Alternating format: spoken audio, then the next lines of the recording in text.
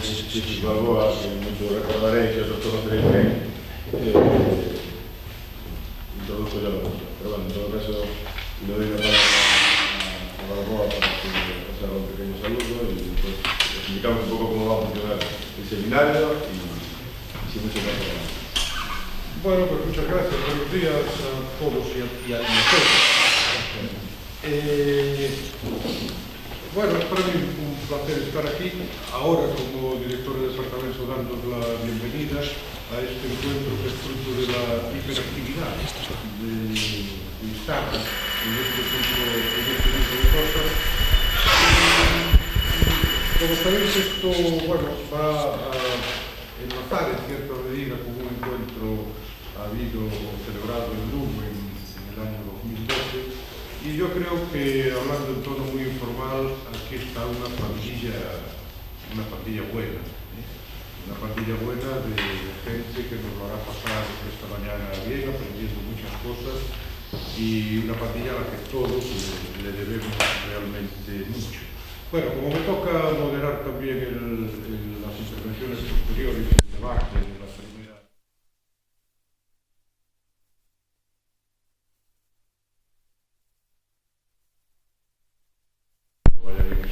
Esta mañana. La facultad, como sabéis, es vuestra y Santiago también nos acoge, como siempre, muy bien. Nada más por mi parte, entre otras cosas porque me han avisado seriamente los organizadores que hay que ser muy estrictos con el tiempo, de manera que si vamos acumulando retrasos ya desde el principio, pues probablemente me riñan o me amonesten al final. Así que ya lo recalcaré más adelante, voy a ser inflexible con el reparto de niños. Bienvenido.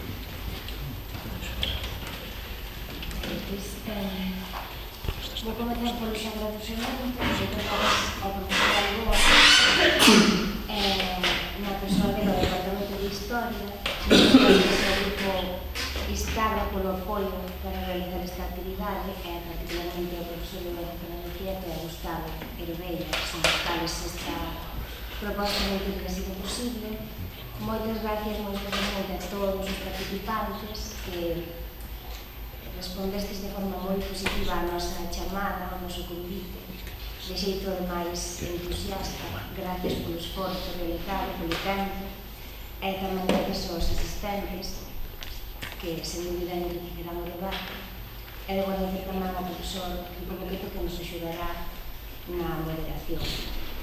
Imos comezar neste pequeno espacio introductorio con recordar os fundamentos e a dinámica do taller. Como recordaba o profesor Balboa, a proposta bebe de dous encontros ou, digamos, precedentes principais. Por unha banda, un encontro realizado no ano 2012 en Lugo, organizado por Orquesta da Polar de Revolca, no que se convocaron a historiadores de diferencia para discutir por que a propiedade da terra centrara un programa de investigación na década dos 70 e dos 80 do século pasado. E en decembro de 2017, 5 anos despois, no marco do quinto seminario da SEA, os profesores Miquel Lara e Soto propuxeron para o debate un exercicio de discusión historiográfica que agora temos en libro, del pasado e futuro como problema e a historia da española en el siglo XXI, que permite percorrer distintos contextos históricos e historiográficos para explicar as mudanzas nas perspectivas e nos suxeitos da historia agraria no noso contexto. Esa proposta pretendía dar curso a outros intentos dos profesores Manolo González de Molina,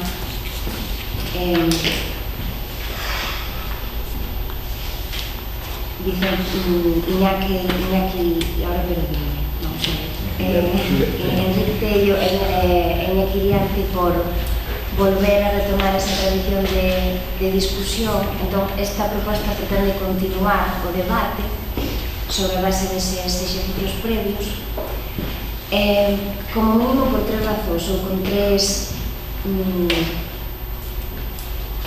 digamos, intencións principais. Pensamos que esta reflexión colectiva pode contribuir moito máis alá do campo específico de historia agraria, que é un campo consolidado, ben definido, con unha longa e solvente trayectoria. Máis alá deste propio campo pode contribuir a unha mellor comprensión dos cambios operados no traballo, na concepción histórica en xeral e do ciencista social en relación coa sociedade. Parécenos tamén que recuperar para o noso presente os debates que se foron conformando no desenvolvemento deste campo, que se concreta sobre todo no traballo dos que conforman a Sociedade de Estudios de Historia Agraria, permitirá achegar ese patrimonio colectivo aos investigadores e investigadoras mozas que están agora desenvolvendo ou empezando o seu traballo investigador. E, polo tanto, temos que un exercicio que ten tamén unha vocación formativa necesaria ao noso modo de ver. E pensamos tamén que abordar colectivamente, por unha banda, os campos de contenda historiográfica na diacronía e na sincronía, sumando voces que traballan cousas diferentes e non sempre teñen oportunidade de poñer en común, falar en común, dialogar, pois permitirá tamén enriquecer non só a discusión sobre como foi pensada a cuestión agraria, senón tamén como van mudando as formas de pensar os problemas históricos.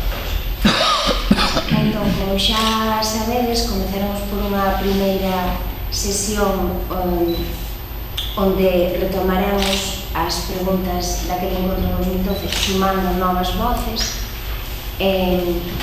Contaremos coas interpretacións dos profesores Rosa Congost, Perfecto Saavedra, Domingo Gallego, Manuel González de Molina e Jesús Millán nunha primeira quenda, e estaremos os 5 aquí sentados. Nunha segunda quenda intervirán Ricardo Robledo, Pedro Ruiz Torres, Enrique Tello e Ramón Villares.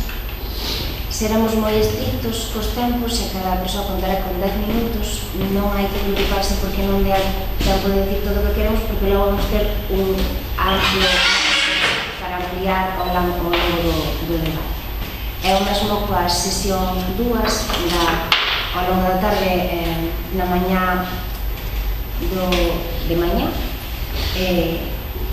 na que desenvolveremos distintas líneas temáticas, tamén 10 minutos por cada unha das parellas que o desenvolve, rematando con un balance final. Polo tanto, a idea desta proposta é crear un espacio para fundamental. Quero recordaros tamén, xa para finalizar, que tedes nas carpetas un papeliño de autorización da grabación que teremos que entregar a Gustavo Quipis.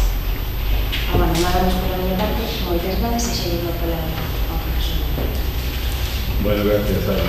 Bueno, pues por a miña parte tamén saúdos e moi benvidos todos, ¿no? En todas.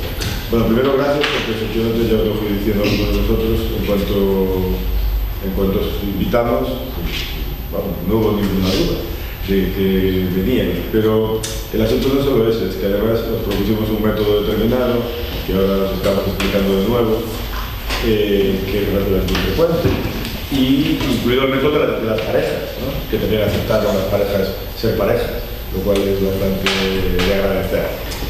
¿Por qué? Bueno, porque diseñamos una forma de intentar discutir y debatir durante un conjunto de asuntos que se han explicado aquí, pero esa es un poco la idea. De todas formas, antes de continuar, quería hacer una breve mención, porque me acabo de enterar, no sé si lo sabéis, de que hoy se ha muerto, nos hemos enterado de que se ha muerto esta noche Vicente Álvarez Areces, que se dirán muchas cosas de él, pero no sabéis algo muy importante. En la radio, Enrique Juliana, que es el magisto de los que hablaba, llegó a decir que había sido el dirigente del Partido Comunista de Asturias. Claro, es el dirigente del Partido Socialista, alcalde de Gijón. Como estamos en clase de historia, que es el aula de historia contemporánea, donde estudiamos todos, o ya no lo es, pero así lo fue. Por lo menos recordar que aquí fue donde él fue dirigente del Partido Comunista y de los conflictos estudiantiles de marzo del 68, antes de mayo, por cierto, cuando él era estudiante de matemáticas, después de haber sido profesor ya de la Escuela de Peritos de Gijón.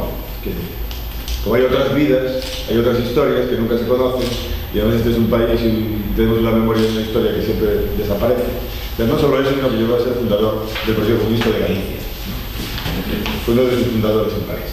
Es decir, que es una historia, bueno, es la historia, pero la última vez que hablé con él fue aquí una conmemoración del 68, y bueno, contaba cómo se había iniciado en algo que tiene mucho que ver con lo que íbamos a hablar. Cómo se había iniciado el antifranquismo con 14 años en Gijón, y tiene mucho que ver con cómo algunos empezaron a hacer historia agraria en los años 70, en los años 60 en las universidades. Era exactamente el ambiente el que él vivió. Digo, estaba aquí porque esta fue la facultad en la que se produjo el encierro, en donde estaba ciencias, estaba todo, estaba derecho, estaba ciencias y estaba filosofía. Bueno, he dicho esto, y para ser rápidos con el tiempo, simplemente deciros que esto se organiza efectivamente desde Instagram, que hay muchos colegas, amigos, contratados de investigación y contratadas de Gustavo Bella que colaboran en todo esto, y que lo hacemos con un proyecto de investigación, además, que se titula, y es importante que lo sepamos, creo que está por algún sitio, se titula Vectores del cambio estructural en las agriculturas atlánticas ibéricas, motomecanización y especialización lechera. Ese es el proyecto que reúne esto, pero vamos a discutir muchas otras y más cosas, evidentemente, ¿no? Pero como lo importante son los vectores del cambio estructural y venimos de la historia estructural, aunque hoy hagamos otras cosas, pues es lo que incluso tiene gracia recordar, ¿no? A mayor de lo que ha explicado Alba, simplemente deciros que hay una agenda visible y una agenda oculta en toda esta organización que iréis viendo o iréis conociendo y que esperemos que funcione también. Porque, como algunos ya han percibido, aquí hay 40 años de historiografía y más o menos 3 o incluso 4 capas de historiadores y historiadoras. Y eso es lo que nos interesa, es un poco el motor que está detrás de las ideas de Alba, que es a la que se le ha ocurrido que esto podría ser interesante y que aquí hay una memoria, además de una historia, y ahí la menciona Vicente a veces, que forma parte de un acervo que tenemos que, digamos, que estamos construyendo, pero que también tenemos que de alguna forma recuperar o fijar, si se quiere. Y luego la otra parte tiene que ver con el debate, efectivamente, con una tradición y una voluntad de debate que yo creo que es larga y que nos identifica la historiografía española, me parece adecuada. Simplemente insistir en la cuestión del método y en conjunto indicarlos. Se os pedía, que ahora lo puedo firmar, habéis pedido indicaciones, se os han dado, habéis aceptado, digamos, con una obediencia ciega absoluta todo lo que os hemos pedido, pero ahora os explico las intenciones y las ideas. Pedir un texto breve era exactamente, aunque sea un borrador, aunque esté mal escrito, da igual. Simplemente porque eso nos permite, dada la experiencia del 12, que después hagáis una intervención vinculada a ese texto, pero que haya ya una mínima reflexión previa, ¿no? Si no, lo habríais reportizado. Pero como después esto se quiere convertir muy posiblemente en una publicación, siempre es más fácil partir de un texto al que se le corrigen en función del debate cosas que no partir de nada, ¿no? O partir simplemente de la voz. Esa era un poco la idea. Y sobre el tiempo, pues eso, habláis 10 minutos, seremos absolutamente inflexibles, porque después, los que habléis ahora, tendréis el resto de la mañana para discutir y tenemos un día y medio para discutir las mismas cuestiones en realidad. Vamos a estar hablando prácticamente siempre de lo mismo, más o menos. Y por mi parte, pues nada más. Bienvenidos, bienvenidas, y de verdad que muchas gracias porque lo pasaremos bien. Tenemos una excursión después de comer, un paseo. Y os recomendamos, si queréis venir, no es obligatorio, no puntúo. Pero digo, es una cosa breve para bajar la comida y salir aquí muy cerca del paisaje y andar un poquito y volver. Pues eso recomendaba calzado cómodo, en todo caso, y que no pase la vida. Te recomiendo un mensaje muy tardío, pero lo recuerdo, por si alguien puede ir al hotel todavía a cambiarlo o tienes un. Y ya está. Podemos empezar. Así que los 5 primeros, ¿no? 5 o 4, dar los nombres y subo. Como solo hay un poco de juego, después ya bajamos.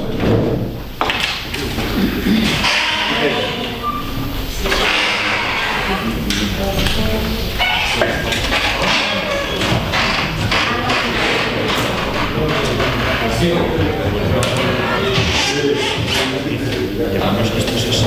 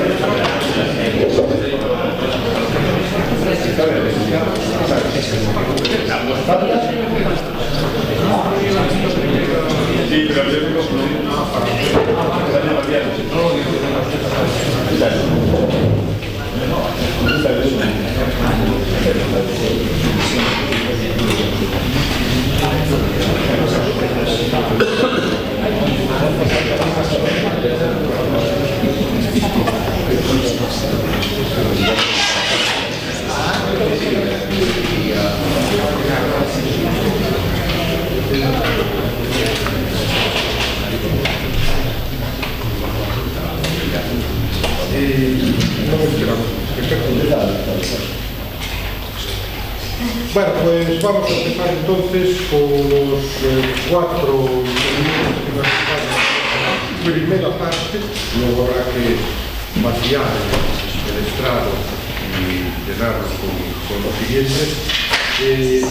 Como hablábamos de ser absolutamente estrictos e inflexibles con el tiempo y de puntuales, pues vamos a empezar.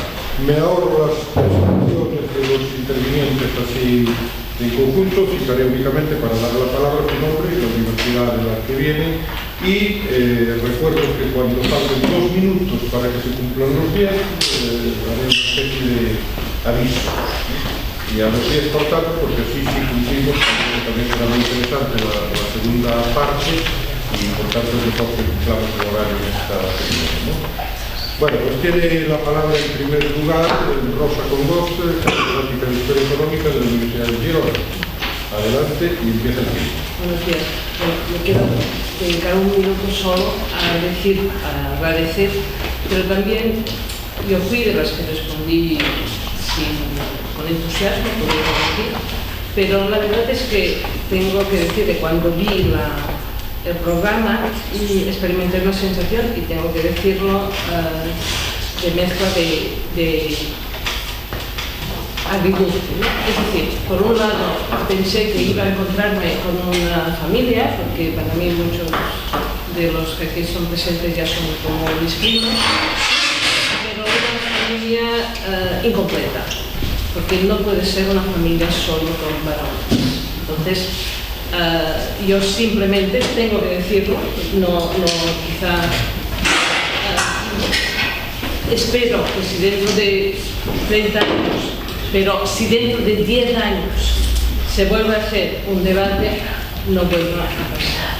Es decir, encuentro, pienso, ya sé que no he hablado con Alba, pero encuentro especialmente preocupante. Si hago una reflexión de los últimos 40 años, yo hace 40 años me hubiesen dicho, habrá un debate dentro de 40 años y tú serás la única mujer de las que hable, no lo hubiese creído.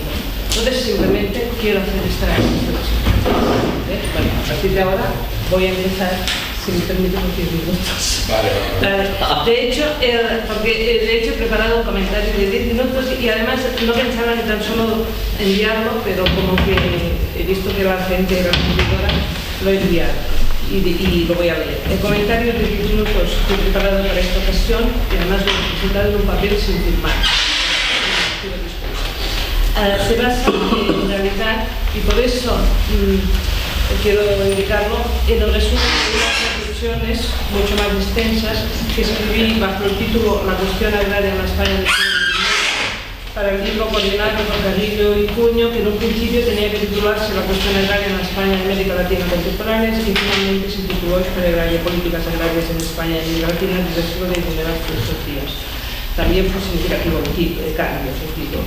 El libro fue publicado en 2017, pero no sé hasta qué punto ha circulado y desconocido. Si hago referencia en esta ocasión, es porque el encargo de escribir un capítulo largo sobre la cuestión agraria en las ciudades del siglo XIX me ocupó bastante, en las que de hecho estuve reflexionando en torno a las mismas cuestiones que los organizadores de este taller han preparado para esta sesión y que esta circunstancia ha facilitado, creo, mi participación en ella. En primer lugar, porque cuando leí el cuestionario de hecho no me ha resultado difícil responder a las preguntas formuladas porque ya había estado reflexionando y además responder con interrogantes, evidentemente, y además puedo remitir, no a un texto de 5.000, pero puedo remitir a este texto si alguien quiere conocer con más profundidad mis reflexiones sobre el tema. En segundo lugar, porque mientras redactaba por escrito, en 2017, sentí la necesidad de reflejar y sintetizar en unos esquemas de reflexiones y puedo dedicar una parte del tiempo, o menos puedo exponer uno de estos esquemas, que pienso que puede ser también una manera de responder o de dar de completar mi breve respuesta a cada una de las preguntas del cuestionario. En este sentido sí que voy a ser cumplidora. La primera pregunta, ¿por qué la propiedad central como un programa de investigación? Yo creo, y me permitiréis que mi respuesta a esta primera pregunta cuestione la manera de formularlo. En realidad, yo no creo que la propiedad central es todo un programa de investigación. Más bien diría que unas determinadas ideas sobre la propiedad, enlazadas con unas determinadas ideas sobre la historia, dominaron la investigación hasta el punto de considerar innecesaria la investigación misma sobre los derechos de propiedad compartida. Los estudios sobre la propiedad no eran estudios, los llamados estudios sobre la propiedad, sobre las características de la propiedad, sino sobre las supuestas estructuras de la propiedad, de las que se hacían derivar, y de ahí su importancia en las estructuras sociales. Puedo poner como ejemplo los estudios sobre la desamortización, uno de los temas estrella de los años 80. El proceso desamortizador fue estudiado sobre todo en función de si hubo cambios en las estructuras de la propiedad, entendidas como pequeña, mediana y grande, y no en función de cambios en las características